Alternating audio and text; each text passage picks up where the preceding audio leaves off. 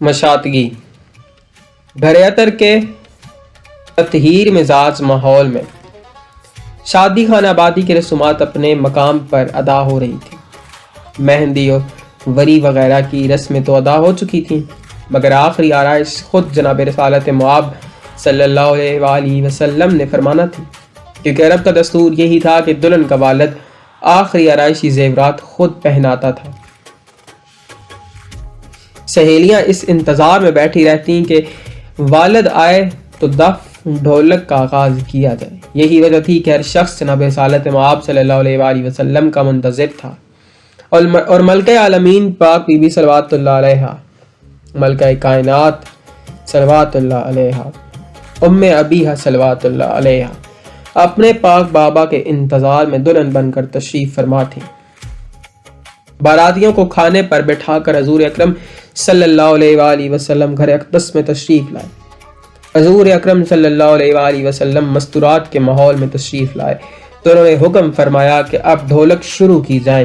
جب ڈھولک اور دف پر تھاپ لگی تو آن جناب مسکراتے ہوئے پاک دختر کے حجرے یعنی حجرہ میں تشریف لے گئے۔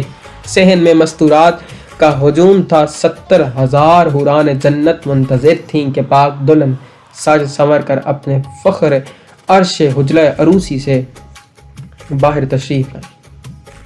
شہنشاہ انبیاء صلی اللہ علیہ وآلہ وسلم اپنی پاک شہزادی کے عرش حجلہ میں تشریف لے گئے، عرشی حجلہ میں تشریف لے گئے۔ جا کر پاک دختر کی جبین مبین پر مہر یاسین سبد فرمائی۔ اس کے بعد جناب ام المومنین صلوات اللہ علیہا سے فرمایا کہ اب وہ تحائف لائیں جو رب ذوالجلال والاکرام کی ذات پاک نے ملکہ عالمین صلوات اللہ علیہا کی آرائش کے لیے بھیجے ہیں۔ وہ زر سرخ کا تاج جو جواہرات اور موتیوں اور درہائے نایاب سے مرصع تھا، جس پر سونے کی 8,000 پتیاں بنی ہوئی تھیں، اور اس کے ساتھ ایک نورانی کلادہ یعنی گلوبند تھا، جس پر جواہرات سے مرصع 8,000 پتیاں لٹکائی گئی تھیں۔ ان کی یہ خصوصیت تھی کہ جب وہ پتیاں ہلتی تھیں تو ان میں سے 16,000 اقسام کی مترنم آوازوں کے ساتھ صلوات کی آواز بلند ہوتی تھی۔ ان دو زیورات کو آخری آرائش کے لیے رکھا گیا تھا۔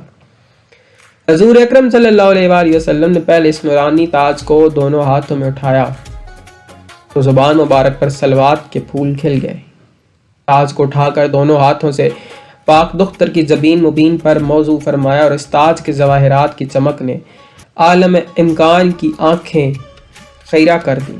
گویا وہ تاج نہ تھا، 1,24,000 انبیاء کے دستار وراثت تھی۔ پاک دختر کو زندگی میں پہلی مرتبہ شایان شان لباس میں دیکھ کر دل ٹھنڈا ہوا۔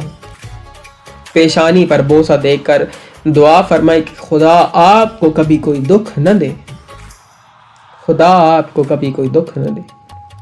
اس کے بعد دوبارہ صلوات پڑھ کر گلوبند اٹھایا اور اپنی پاک شہزادی کی گلوئی مبارک میں آراستہ فرمایا۔ آسمانوں پر خوشی کے بگل بجائے گئے۔ امہات المومنین نے سحر پڑھنا شروع کیے۔